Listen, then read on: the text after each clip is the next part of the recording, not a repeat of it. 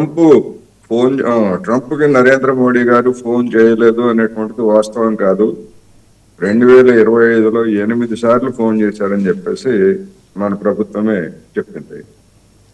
చివరి phone call December 12న చేసినట్లుగా కూడా సమాచారం అనేటువంటిది మనకు ఉన్నది. అయితే ఈ 8 సార్లు ఏం మాట్లాడారు ట్రంప్ నరేంద్ర మోడీ గారు అన్నదే ఇక్కడ కీలకమైనటువంటి అంశం.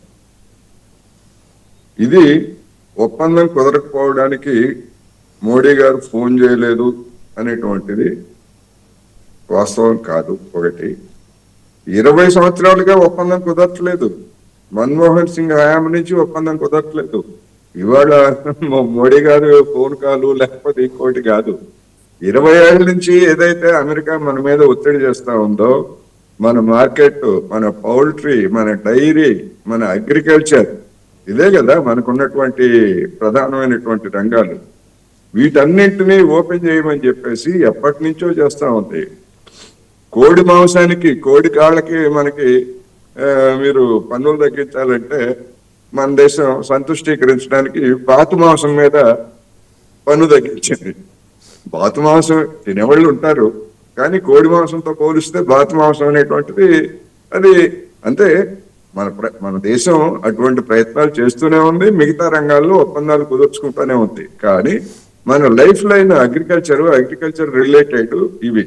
వీటిల్లో కనుక ఎవ్వరు అమెరికా లేదా మరొక దేశానికి కనుక మన మార్కెట్ ని తెరిచేట్లయితే, ఆ తెరిచినటువంటి సమయంలో ఉన్నటువంటి పాలక పార్టీ అది మటాష్ అయిపోతుంది. అందులో ఎలాంటి సందేహం లేదు. అందుకనే మన్మోహన్ సింగ్ గాని లేకపోతే నరేంద్ర మోడీ గారు గాని ఈ విధమైనటువంటి ఒత్తిళ్లను ఎదుర్కొంటున్నారు. అమెరికా బ్లాక్ మెయిల్ చేస్తా ఉంది. ఇప్పుడు 500 అనేటువంటిది కూడా మరొక బ్లాక్ మెయిల్ టాక్టిక్స్ తప్ప మరొకటి లేదు. అందుకని ఇప్పుడు నరేంద్ర మోడీ గారు మాట్లాడలేదు. ఏం మాట్లాడతారు? ఇప్పుడు అదుర్స్ సినిమాలో బ్రహ్మానందం డైలాగ్ ఒప్పుకుంటుంది, పెళ్ళట్టుంది, ప్రేమ అంటుంది, అది నాతోనో కాదో నాకు తెలియట్లేదురా చారి, నువ్వు చెప్పు అంటాడు.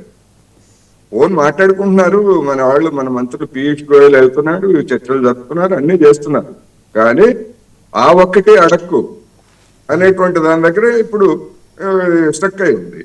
అందుకని దానికి అంగీకరించడం లేదా, అంగీకరించకపోతే మీ సంగతి తేలుస్తానని చెప్పేసి అన్నాడు. మరి హిట్ లిస్ట్ అంటే ఇంక వేరే హిట్ లిస్టే ఉంది. భారత్ కూడా హిట్ లిస్టే కదా. 500% వేస్తానంటే ఏదో ఒకప్పుడు మిలిటరీ రీత్యా వచ్చి వెనుజులా మధురోని పట్టుకున్నట్టుగా నరేంద్ర మోడీని పట్టుకుపోతారా? అది కాదు సమస్య.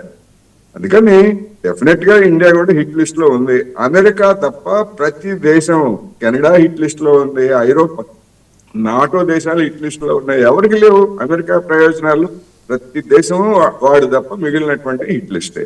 అందుకని ఇప్పుడు నేను అందుకే చెప్తున్నాను, నరేంద్ర మోడీ గారికి ఇప్పుడు డొనాల్డ్ ట్రంప్ రూపంలో నిజంగానే ఒక అగ్ని పరీక్ష ఎదురవుతా ఉంది. దీని నుంచి మోడీ వ్యక్తిగతంగా కాదు, మనం మోడీ అని ఎందుకు మాట్లాడుకుంటున్నాము? ఈ దేశంలో ఏం జరిగినా మోడీ అనేటువంటి ప్రచారం జరిగింది. వ్యక్తి పూజ మొత్తం అంతా కూడా మోడీ దాన్ని జరుగుతాం. అందుకని ఇండియన్ గవర్నమెంట్ కనుక దీనికి కనుక లొంగిపోయేట్లయితే మోడీ గారి ప్రతిష్ట పోతుంది, బీజేపీ ప్రతిష్ట పోతుంది, ఎన్డీఏ ప్రతిష్ట పోతుంది. సరికొత్త పరిణామాలు చోటు చేసుకోవడానికి అవకాశం ఉన్నాయి. అందుకని అసలు విషయం ఏంటి, వాళ్ళు ఏం అడిగారు, మనం ఏం చెప్పాలి అనేటువంటిది ఇంతవరకు మన ప్రభుత్వం వైపు నుంచి మనకు క్లారిటీ లేదు. దోబూచులాడుతున్నారు. వాళ్ళకి తెలుసు, వాళ్ళు కూడా ఇది మేము అడిగామని చెప్పేసి వాళ్ళు చెప్పుకోలేని పరిస్థితి, ట్రంప్ కూడా. అందుకని ఏం జరుగుతుంది ఏంటి కదా, 2025లో ఎప్పుడో సెప్టెంబర్లో కుదురుతుందని చెప్పారు. 2026 జనవరి ఇప్పుడు కుదురుతుందా లేదా అనుమానమే. కుదరకపోతే ఏం చేస్తాడనేటువంటిది మనం చూడాలి. కూడా సార్ ఇంకో ప్రశ్న, అంటే దీనికి అనుబంధంగా అనే ఇరాన్ గురించిన ప్రస్తావన కూడా చాలా బలంగా రౌండ్స్ కొడుతుంది. ఐతుల్లా ఖొమైనీని అమెరికా లిఫ్ట్ చేసిందా, లేకపోతే ఆయన రష్యా పారిపోయాడా? మూడోది అసలు ఆయన ఉన్నాడా? ఇప్పుడు ఆయన ఉన్నాడా లేదా, ఒకవేళ అమెరికా వెళ్ళి పట్టుకుంటారా, ఏం జరుగుతుంది ఏమిటి? ఇదే డెల్టా ఫోర్స్ గతంలో షా అధికారంలో ఉన్నప్పుడు ఏ విధంగా ఘోరంగా విఫలమైందో ఇరాన్ లో మనం చూసాం.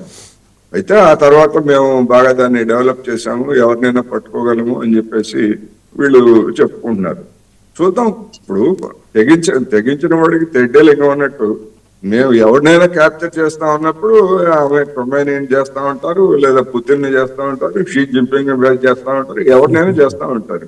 బస్తీ మీద సవాల్ అని చెప్పేసి తెగించి తాయెత్తు కట్టుకొని దిగిన తర్వాత దానికి ఎదురయ్యేటువంటి ప్రతిఘటనలు కూడా అదే విధంగా ఉంటాయి. అందుకని మెదరో ఉదంతాన్ని చూసిన తర్వాత ప్రతి చిన్న దేశం కూడా తన జాగ్రత్తలు తాను తీసుకుంటుంది. అటువంటప్పుడు ఇరాన్ ఇవాళ కాదు కదా, ఖమైనీని అంతం చేయడానికి ఎప్పటి నుంచో ప్రయత్నం చేస్తున్నారు. మనం చూసాం క్యూబా విషయంలో కూడా మరి కాస్ట్రోని చంపడానికి లేదా కాస్ట్రోని డిస్టెబిలైజ్ చేయడానికి ఎప్పటి నుంచో చేసినటువంటి ప్రయత్నాలు మన ప్రపంచానికి తెలిసిందే కదా. అందుకని ఏం జరుగుతుంది, ఏమిటి, ఎట్లా ప్రతిఘటిస్తారు అనేటువంటిది ఇవాళ ప్రపంచం ముందున్నటువంటి సవాల్. ప్రపంచానికే ఒక సవాల్ విసిరాడు డొనాల్డ్ ట్రంప్. దాన్ని ఎట్లా ఎదుర్కొంటారు అనేటువంటిది కూడా ఆసక్తి కలిగించేటువంటి అంశమే.